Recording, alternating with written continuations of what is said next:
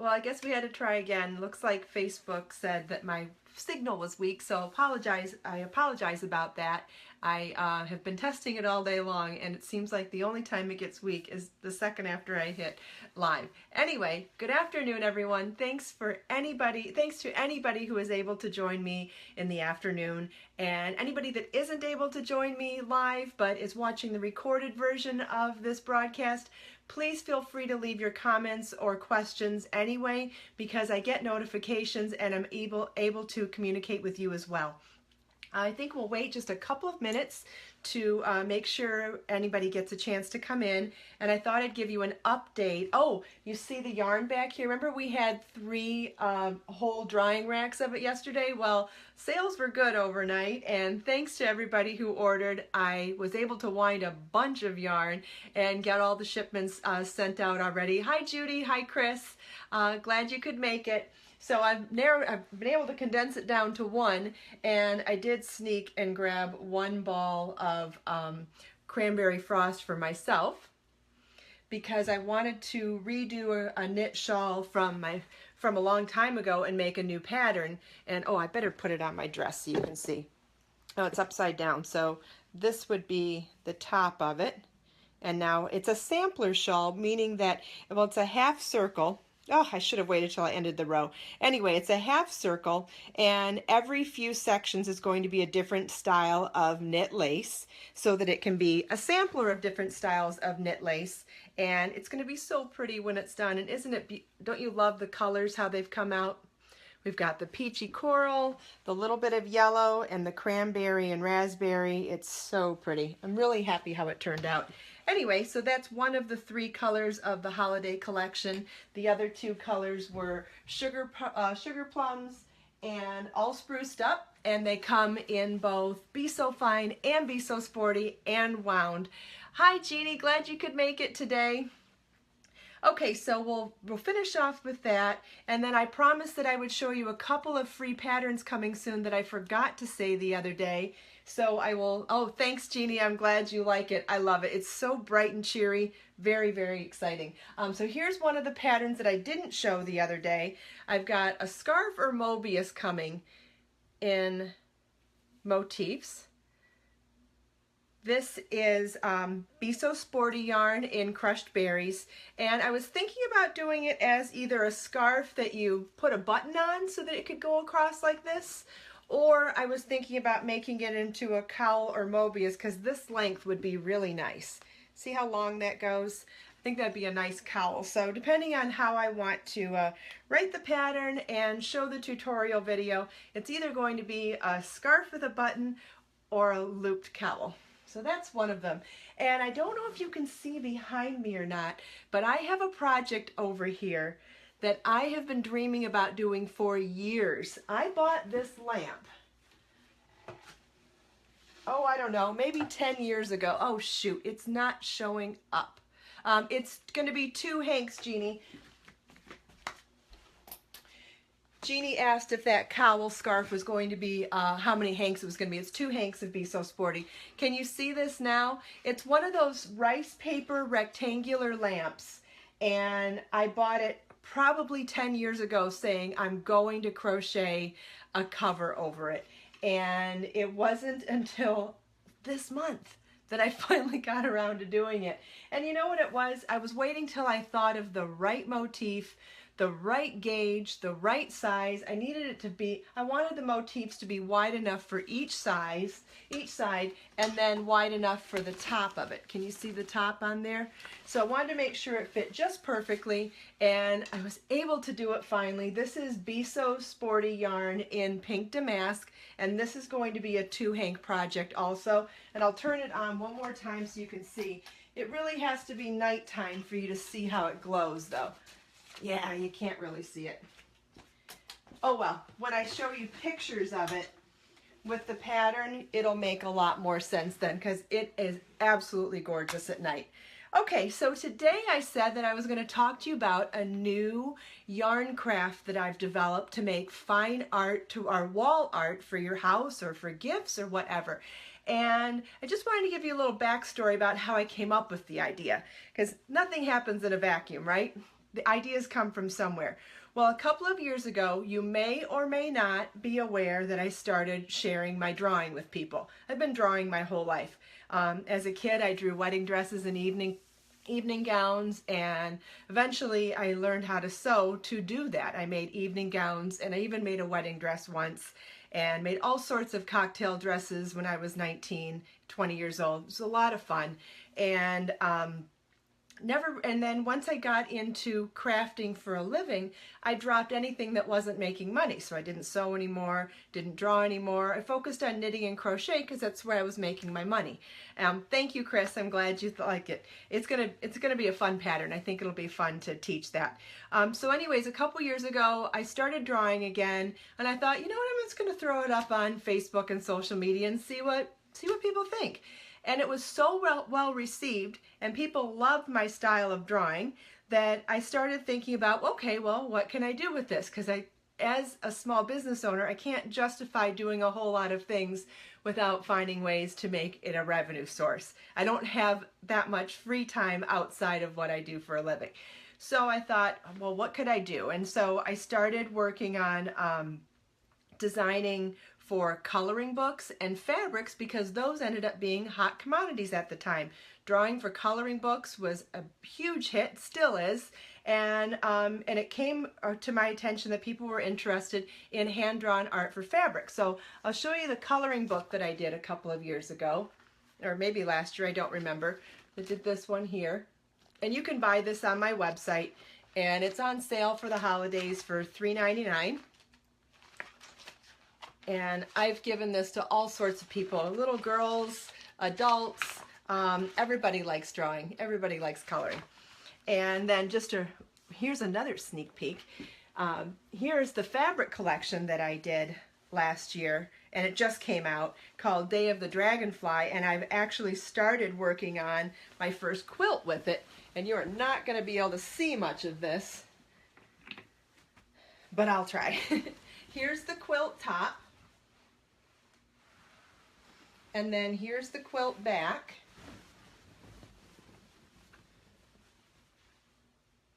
And I know that that isn't a traditional quilt back, but I have a collection of fabrics, and I wanted to be able to showcase all of them. So I used 6 different prints on the front and 4 on the back, and used only a yard of each fabric that way. And what's going to be really cool about this is that I'm going to tie this in with yarn craft. When I do, I'm going to stitch all the quilting by hand, but I'm going to use one of the colors of Be So Fine yarn, and I'm going to use it in a contrast color to all of these so that it really pops on there. And I just think it's going to be really fun to tie in yarn craft with the sewing and quilting crafts. So that will be coming soon, and if you're interested in tutorials on that, I can absolutely teach you how to do it as I go. I'm still figuring out what sort of design I'm going to do for the hand quilting, and as soon as I figure that out, then we'll get started on that one. But I needed to tell you all of this to give you the backstory behind why I started doing the wall art yarn craft. And so I moved to a new apartment, and I had lots of blank walls, and I wanted to put up my own art, and I started by taking the prints. I made prints out of some of the art from the coloring book and the fabric collection. So I did that for a while, and I was like, you know, it's fun and it's cute, but it's not art. It's just, it didn't fit.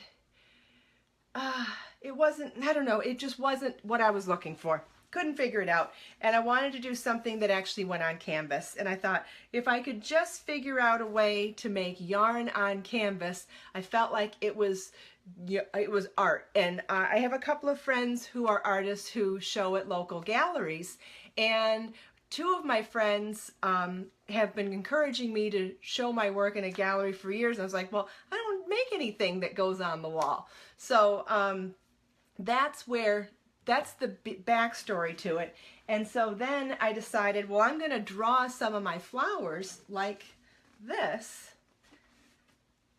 with yarn on canvas. So you can see this is a store-bought wrapped canvas, and I wanted to draw the flower in Hi Sheila, thanks for joining. And I wanted to draw the flower in a darker yarn and then fill in the inside areas with a lighter color yarn, but kind of like in the way that you would color. You know, you could draw your line and go in and in and in and in.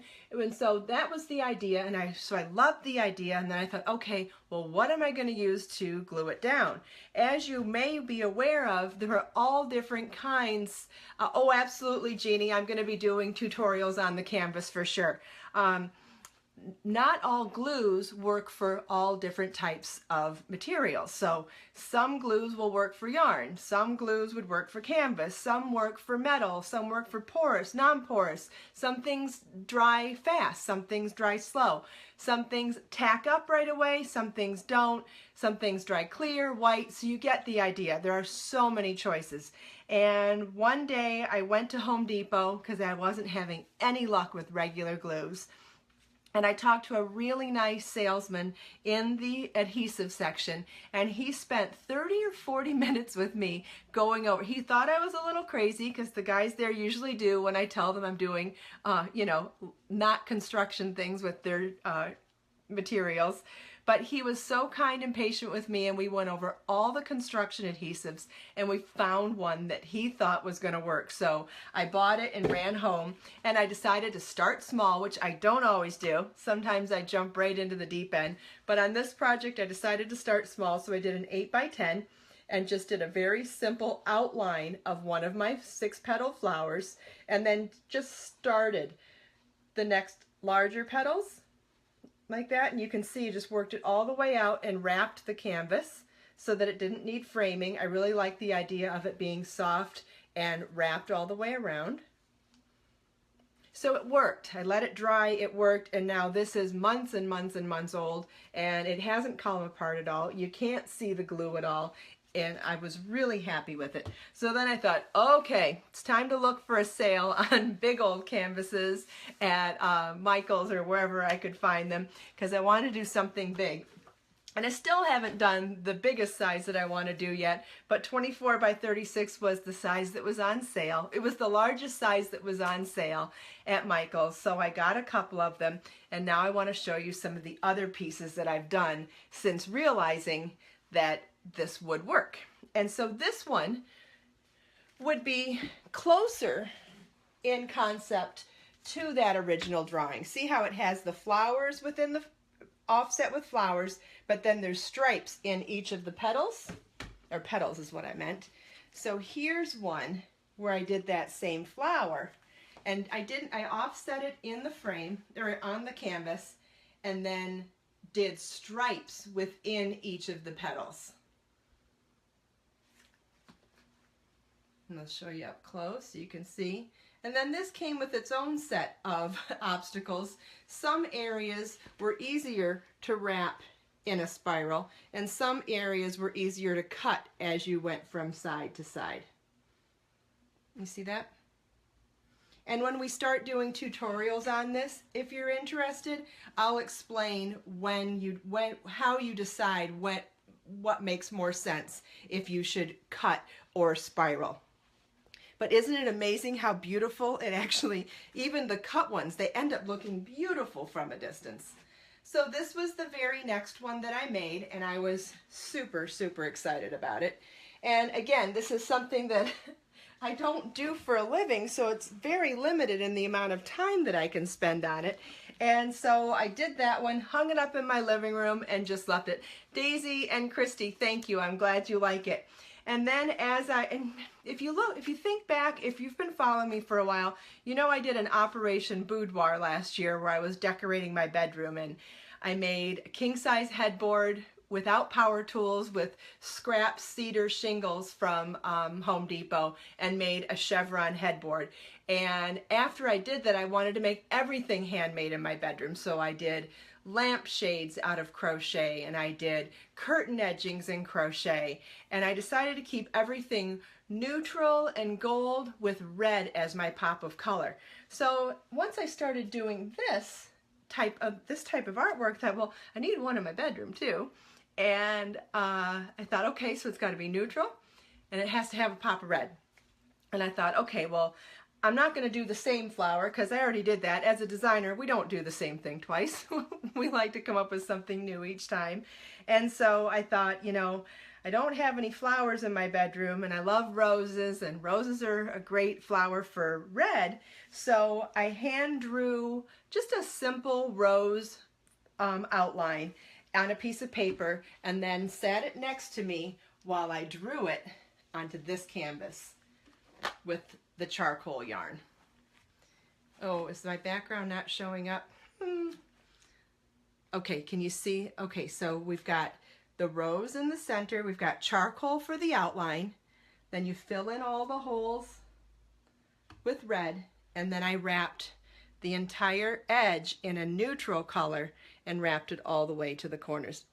Please forgive my rough edges here. I haven't shown this to anybody before. The only person that's seen it is me. Well, my son has seen them too, so I haven't really done the edges perfectly yet.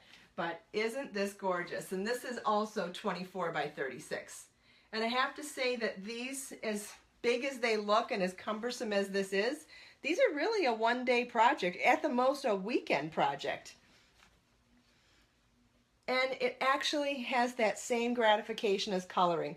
You're doing these simple lines and just filling in the holes as you go, and just, you know, as you spiral it and fill it in. I don't know, maybe it's the textile and the growing. I don't know. It's so mesmerizing and so fun to do. Thank you, Judy. Thank you, Kristy. I'm glad you guys like it. Okay, and then the next one. Once I realized I could do a large, oh, we're back. Once I realized I could do a large motif and I could do the flowers, I thought, well, you know what else I love is Moroccan tile work. So, and I've talked about this for years. My cousin's celebrating his birthday. Oh yeah, that would be a wonderful gift. These would make fabulous gifts, no question. So I wanted to look up Moroccan tile work, and I always like to have an excuse to look up Moroccan tile work. It's inspired my crochet designs for years. If I went to Morocco, I think I would just stare at tiles all day long. I could stare at photos of it for hours on the internet. It's just, they're so beautiful to me. And one of my favorite ones, and this is actually, I think, considered an arabesque tile, but I looked up one and then drew a stencil with, I'm just on a piece of lined paper. And if I end up teaching you how to do this one, I'll make the stencil and you can print it off. And that's how I might end up helping to teach these. Look at this. You recognize the shape like a Moroccan or arabesque tile? So what I did was made my outline like a stencil on a piece of paper, and then I wrapped the neutral thread, or stuck the neutral thread to the canvas, kind of like you would the grout. So if you were tiling, let's say, you would normally put the tiles on first and then the grout on second. Well, for this one, you put the grout on first and then fill in the tiles afterwards. So we did the offset tiles after I marked them all with my stencil, and then I came in and wrapped in a spiral from the outside in, like that. And I used, what did I use? 3 or 4 colors? I used 4 colors of yarn. And this could be done in 1 color, 2 colors. If you did 1 color for the grout and 1 color for the tiles, that would be beautiful too. This one isn't as big as the other ones. This is a 16 by 24, and yeah, I think that's what this one is. And I wish this one was 36 by 48. The bigger I could see this, the happier it would make me. I absolutely love this one. All of them. I'm really happy with them. I keep them on my walls. This is the art in my house. And I'd really like to be able to share it with you. So if you're interested, I thought we could start doing some tutorials on how to make yarn on canvas. I've been holding back on sharing this publicly for months because at first I thought I was going to make a kit with yarn to sell to make the canvases, and couldn't find a producer, and Yeah, Be So Brave would absolutely work. It's a worsted weight and this is super bulky, so I think it would work better on the smaller canvases, and maybe on the bigger ones you could even double it. Another thing is a floor canvas. Sheila, I don't know what a floor canvas is. I don't know if you'd want to step on this. Not sure what you mean, but if you can mention what you're saying. The other thing that I was thinking is if you wanted to use a thinner yarn, you could make crochet chains, or you could make I-cord and make it much bigger first, and that would be really beautiful. So like crochet chains really fast, I-cord, I would probably use that little machine to do it. So you could even do thin yarns for that. Be So Brave would absolutely work for this on the smaller ones. And so then the other thing that I was thinking is that I was considering submitting these into a juried art show first to get some credibility and say, oh, well, you know, you can make art, but I wanted some sort of validation that people liked it first before sharing it. And then I didn't, then I was too shy to do that. And now that I'm doing the Facebook Live, I thought that this was a way to actually connect with people. And sometimes when I do tutorials, I throw it out there and people either like it or they don't, but Facebook Live is a way for us to connect a little more closely. And so by just sharing with you what I'm doing and getting your feedback, I can find out if it's something you'd like me to teach or not. And based on the comments today, I think it is. So I'm excited to say that this will be a new set of tutorials coming soon. So thank you everybody for your feedback. I really appreciate it. If you have any questions in the meantime, please let me know. If you have any suggestions for future tutorials or questions for a future Q&A session, that would be awesome too. I love the fact that we can communicate like this together. It's so fun. It's almost like we're in the same room, almost. I hope you all have a wonderful Monday afternoon, and I will talk to you soon. Don't forget, you can leave comments long after the broadcast. I still get notifications, and we can absolutely keep up the conversation as long as you like. Have a great day, and I'll talk to you soon.